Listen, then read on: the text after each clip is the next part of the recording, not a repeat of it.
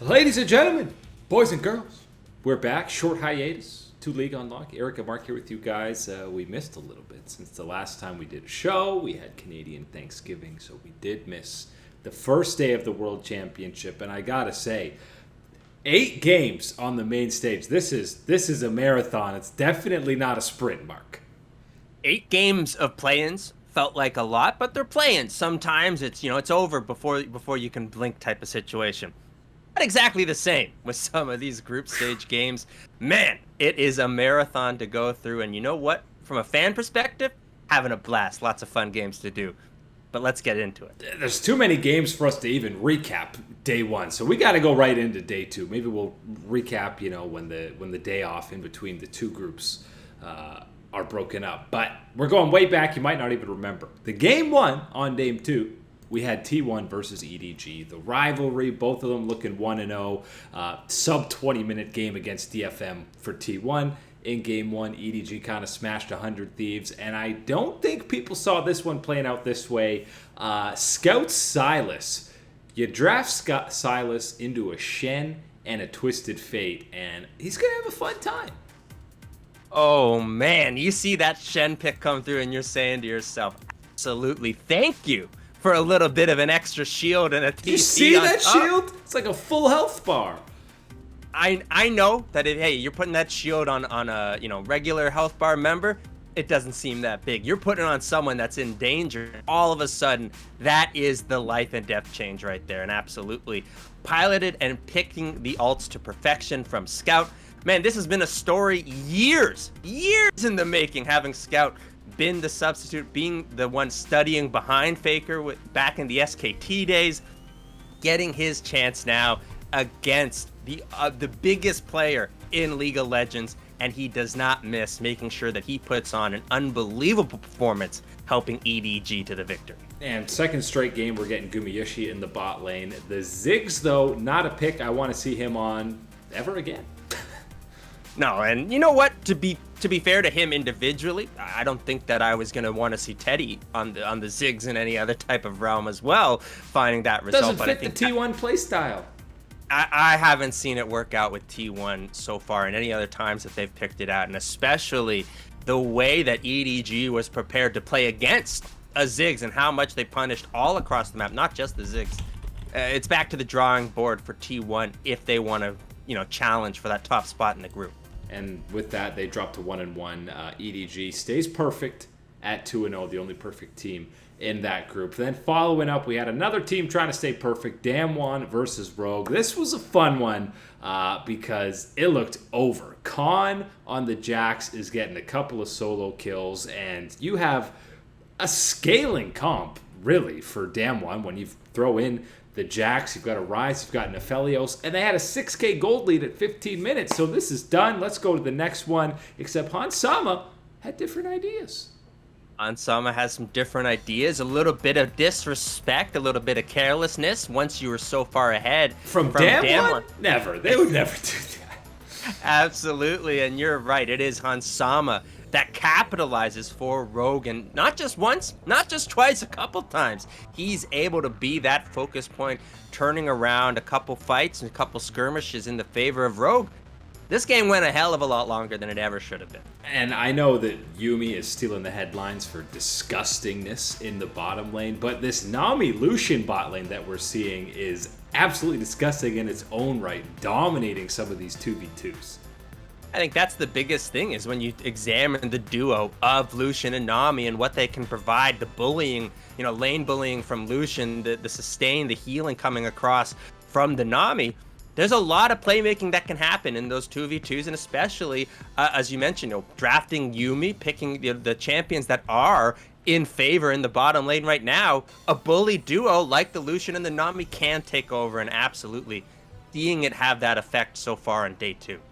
Even with the loss, though, you almost come out of this more confident than when you went in if you're Rogue. The fact that you got back into this game made it competitive, with a Jax getting that far ahead and with picking Fiddlesticks into a Talon, and you still had this close a game.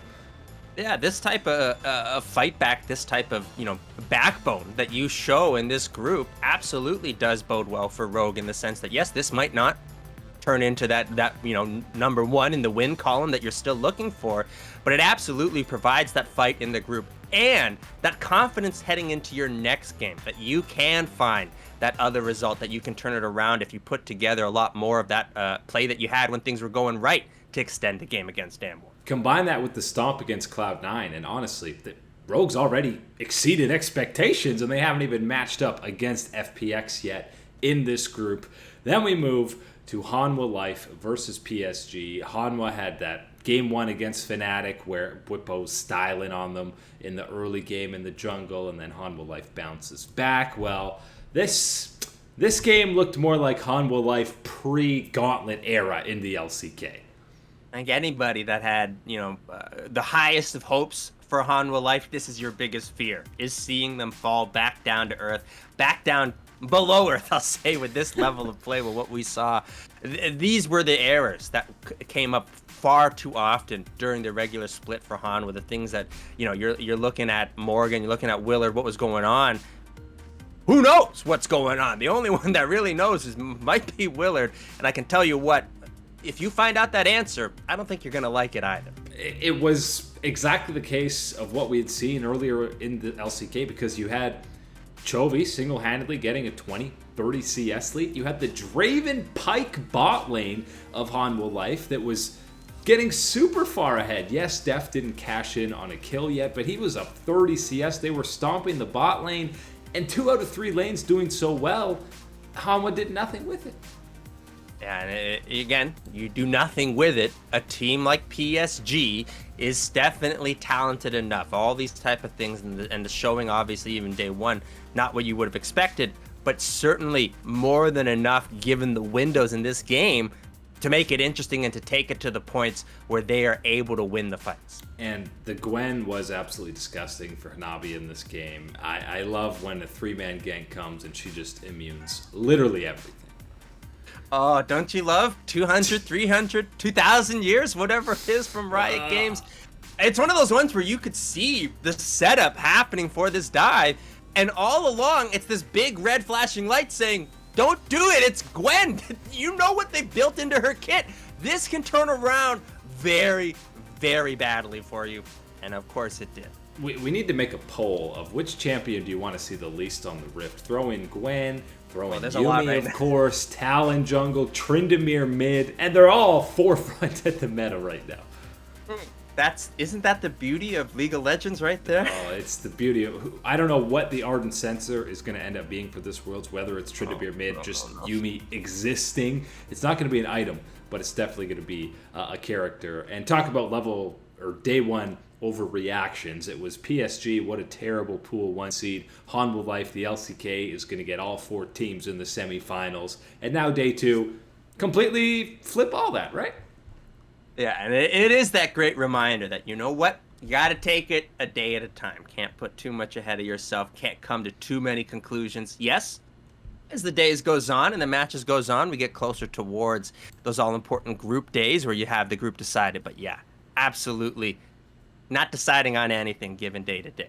So I alluded to the great early game from Bwipo in their first matchup against Hanwha Life. The Bwipo early game against RNG. RNG had their number. They steal his red buff, and then Bwipo, obviously, out of desperation, trying to get double buffs off of Wei. Some terrible early game, focus and decisions from Fnatic, and they were on the back foot for the entire game against RNG. But to their credit, maybe not to their credit, they didn't stop fighting at all throughout this game. They just kept throwing it. Let's fight here. Let's fight here. 5v3, 3v4. Let's fight. Let's fight. And you know what? I'm actually split. I'm split on deciding whether that was to try and end the game faster, put more power into RNG to get it over, or, as you said, let's just try. We got to try now. You got to try this attempt, and boy, they take every type of shot they could have to try and get a goal. This is one where we haven't had a chance to really talk about Fnatic since things have gone down through the weekend and the changes and how it's played out on the Rift. And I think I retweeted what Adam said and talking about it. It is just absolutely a complete struggle for this team, for this roster, to find any type of positivity right now. And I know that, the easy reaction is either to troll on them, to punch them when they're down, not performing, not making you happy. But this is a situation where I would call on everybody to realize that these are human beings, players, fellow gamers type of situation. And what they're going through right now and what their aspirations are, it is tough sledding for the Fnatic boys. And the other tough part is everyone pretending like they know what's going on behind the scenes, right? We've seen all these different rumors that have been thrown around, but I mean, what we know, what's been public knowledge, is it's a family emergency for Upset, who can't be there. There's no amount of pettiness or anything where Upset, his first ever world championship, he would be there if he possibly could. Obviously, it doesn't matter even if it's the world championship. Family comes first. So it's obviously something serious for him to not be at this world championship. That is heartbreaking for me that he finally gets this opportunity and he's unable to be there. And of course, whatever he's dealing with on top of that, it is just a terrible scenario from top to bottom for Fnatic. I've never worked at anything as hard as a lot of these players have worked at improving and playing League of Legends and being a professional in the scene. And for someone like Upset to be as professional as he has been in his career, as steady, relied upon, my man playing with food sickness poisoning during all these things in the playoffs, it's insane to think that you could go through a 5-year stretch working as hard as you can, have the struggles and everything to Upset, and to say that this is something else, to me, is just completely wrong. And by the way, on the other side of things, Bean, who's been with the team but gets put in this situation, and you say, great, first game, have Deft. Go up against Deft. That should be good for you. Hey, you know what? There's no shortage of experience and lessons that Bean is going to be able to take in on the positive side. But you're absolutely right that, man, this is one hell of a deep end to throw a player into. And then he follows that up by going up against Gala. But 34 kills in 30 minutes. RNG look like the MSI champions. They're in that form with a 2-0 start for them in Group C. Then we get to the real barn burner of the day. And if you're not a fan of NA, this was your highlight of the day. Cloud9 versus FPX, because, Mark, it starts so good. It starts so well. Everything's looking great. Perks and Blabber are looking like the best mid jungle that NA has. Blabber's getting 2 crabs. Crabber is fully online. Everything's looking great for Cloud9. And then, Perks, I believe he's 3-0-4 and proceeds to die not once, not twice, not 3 times. 4 times in the side lane, he's getting picked off from Nuggeries. No Zonya's cannon. He's just going full glass cannon, blowing you up. Everybody's been there. Everybody's had a good early game. Everybody's feeling good. We're going on. I'm split pushing. I don't care. Nobody can touch me until they do. And all of a sudden, you're in that gray screen. And you're going, okay, no problem. I'm just going to go back out there and get things going again. You get caught out again. You go, okay, I can't let this happen again. That's twice now. No more mistakes. You go out there. You get caught again. That is the 3rd time. The embarrassment. Everything is setting in. Unacceptable. A 4th time. Oh, my Lord. Dude, there is no explanation needed. And the problem is the first 2, they weren't fully punished for it, right? He gets caught out, and FPX doesn't really get that much. Then the 3rd time, you're going, oh. FPX isn't in a position strong enough to punish. That's how good the early game was for Cloud9. Yeah, and then all of a sudden, it's like, oh, okay, now they got Baron. Now they're kind of back in the game. And I've never seen a game in a 2-minute span. If you had a win probability, I feel like it's Cloud9 90%, and 45 seconds later, they lose the game. Like, it's not just flipped in FPX's favor, they lose. And before everyone jumps on flaming Perks for not backing during this base race at the end, I gotta hear the comms. I believe it was a full team decision, not just Perks being like, nah, guys, I'm gonna end it. Yeah, I think that is extremely important to discuss, because that type of decision, that type of call, I don't imagine it being made without some type of clarification, communication to the team. And if it's a situation of Perks saying, I'm going solo up there, well, then there still is that response that you have to look at the team and tell them that, well, okay, yes, that's one thing. But if nobody on the team is telling Perks, no, we need you here, well, that's another side that you have to be looking at with the shared responsibility for this failure. And you better believe that this is a catastrophic failure for Cloud9's chances at this Worlds event to get out of this group. What we have seen from Damwon, the type of fight that we saw from Rogue earlier in the day, the form or lack thereof, really, from FPX so far in this group. That's been shocking. This is the time. We know FPX, you know what? No matter what you believe in them about this year, go back to 2019. They can turn on the jets. They can warm it up. Takes a couple of games. You let them get those couple of games, this group is going to be gone from Cloud9. This was your opportunity to get an upset, a steal against one of the two favorites in the group, let alone what type of position this now puts you in with how things went for Damwon at the top end and for Rogue challenging that top end. You could have FPX sitting alone at the bottom of the table at 0-2 if Cloud9 wins this. Now Cloud9's there. It's an uphill, but it's not even a battle.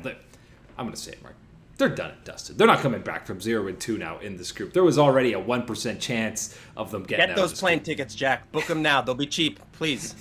Save some cash. You spent a lot of perks this year. Yeah, you gotta save money somehow. And yeah, FPX has not looked at all the form anyone was expecting. But I fully, even on day 3, I don't think there's.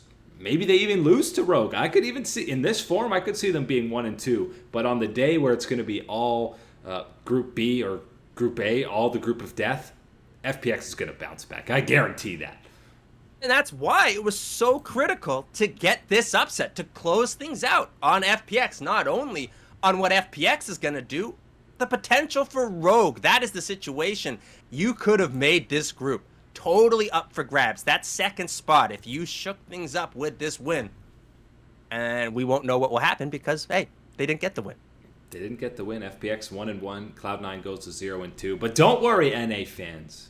Another day where there's not a goose egg. Because 100 Thieves versus Detonation Focus Me. You remember their main stage debut. It wasn't pretty against T1 for DFM. 100 Thieves, not quite as dominant as T1 because that's one of the most dominant games in the world's history. The early game was that dominant. FBI, Huhi, and Closer were... The bot lane matchup was absolutely disgusting and so over. I thought this game would have been a 20-minute game, but 100 Thieves looked a little bit lost closing this game out. It took much longer than it should have. I think this is a solid 7 out of 10 is how I'm going to grade this one for 100 Thieves. Yes, you get the bonus and a win type of situation. Sure, you're not going to be able to score a game you should have won, by the way. Yes, and yes, you still should have the expectation to have been the favorite against DFM, but knowing what we've seen from DFM at this event, sure, still you're getting some points for taking care of business at the very least, and the adjustments made from that loss against EDG, that's the biggest one for me. The way that they played, the mental that they brought into this game is the difference for me. And yes, I know very different to do that against EDG than it is with DFM, but absolutely giving the points over for the change in strategy. We saw the bottom lane, the Lucian, the Nami, the dominance that we have talked about in that 2v2, FBI and Huhi continue some strong play where they were one of the positives in that EDG early game. And then as well, for me, the big one, Closer. No more Jarvan duty, my man. You're getting to play on a Viego, and I don't care how many times we hear about him being nerfed. I'm telling you what, he's the exact same Viego to me because of the way that you play him, the play style that he brings in, the tools that happen once you get the team fight popping off. Once you're starting those resets, he's the exact same disgusting champion from Riot, and kudos to Closer the way that he piloted it here. Talon, Kiana, Viego, these are all meta champions. Don't ever put Closer on Jarvan again unless the other team's throwing 5 jungle bans and first picking something away from him, because you need him on these carries to take over games. That is how 100 Thieves won the LCS split.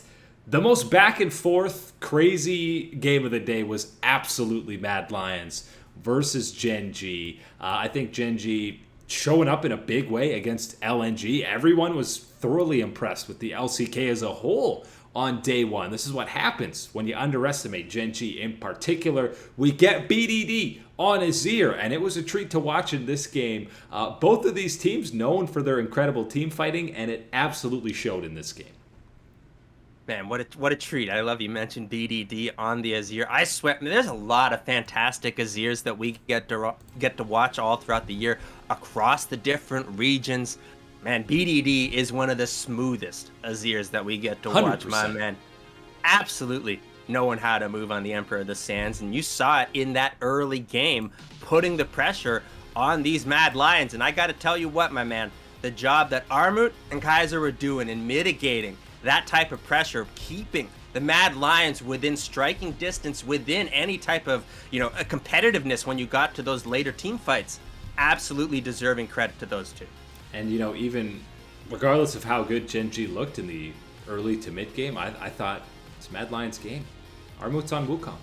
How did they lose? You can't lose when Armut's on Wukong, and you also can't lose when Elyoya is hitting these Kiana ultis. Oh my god. That was the biggest one, right? I wanted to, because I mentioned Armut and Kaiser keeping them within that striking distance, and that striking distance just enough for a Kiana ultimate to hit. And you know what? Does need to be said. 4 or 5 of them. Yeah, it does need to be said for the one around the Baron, the big crucial one to push Gen G off of taking a Baron. I got to tell you what, that's on Gen G. That's not on the Mad Lions being fantastic. That is absolute desperation at that point, and yes, the right moves to do. But Gen G, you can't be... Rascal, what are you doing getting caught in the pit like that? That cannot be happening on a Gen G perspective. But kudos to the Mad Lions. Yes, they execute on that. And Elyoya, after that point onwards, it was his game to run away with. The way that he was dip dancing on the Kiana, the moves, the execution, everything. And then the big one later on, to get to finish line, to get the win for the Mad Lions, the communication had to be crystal clear. Got to give them props. The other big thing, I think, when you're getting north of especially 40 minutes, because this was far and away the longest game of the day, you had Ruler on Kalista. And anytime you're hitting the 40-minute mark and you're playing a Kalista, it just feels bad. Yeah, there's only so much that you can do at that late game point. There's only so much that you can do to deal with the attacks, the threats coming your way, and identifying that, yes, hey, BDD might have those moves like Jagger, but man, he ain't the one that is the biggest problem once you get to that point in the game. It is about the Kalista. It's about Ruler and what he was doing in team fights, and it just comes up short. Gen G as a whole, though, still looking pretty damn good, and I think better than people were expecting coming into this group stage. Last game of the day, they shouldn't have saved it for last, because this is the last thing people wanted. Team Liquid versus LNG. This was a real slow burn, Mark, and it was a stomp in the favor of LNG. Pretty much every lane, just aside from the Gnar Fiora matchup, which wasn't that big of a stomp in the favor of Alphari. This felt like a 2016 Worlds game, the LCK going up against NA, where you just felt like there's no chance. NA can't compete with this. This feels like going over to a friend's house and them saying, "Oh, you know that ice cream that you just love? I got a nice pint of it sitting in the freezer." And it's been sitting in that freezer with the top off, and there's all this, freezer burns. Oh my God!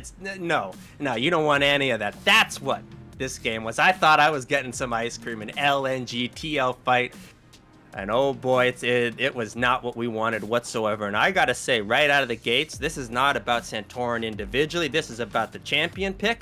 Do not be picking him Talon. You look at a player from the LCS, you want to take our entire pool of junglers? I don't think you could pick a player that would rather not have on Talon more so than Santorin. It is just such a conflict, a clash of what type of style and what he does best on the Rift for Team Liquid. I didn't see it happening, and especially when then you're asking him to play that style and excel on it. Oh, into Tarzan? Oh my God, come on. Yeah, that was a rough one, and without Santorin or Tarzan even impacting the bot lane, Light and Iwandi were dumpstering Tactical and Core JJ in that 2v2. Yeah, and that was certainly one where it was 2v2. Core JJ couldn't get out of that lane because of how badly it was going even in that 2v2. Absolutely. LNG stepping up on the day, and you know what? This is gonna make this group unbelievably spicy. Everyone's 1-1.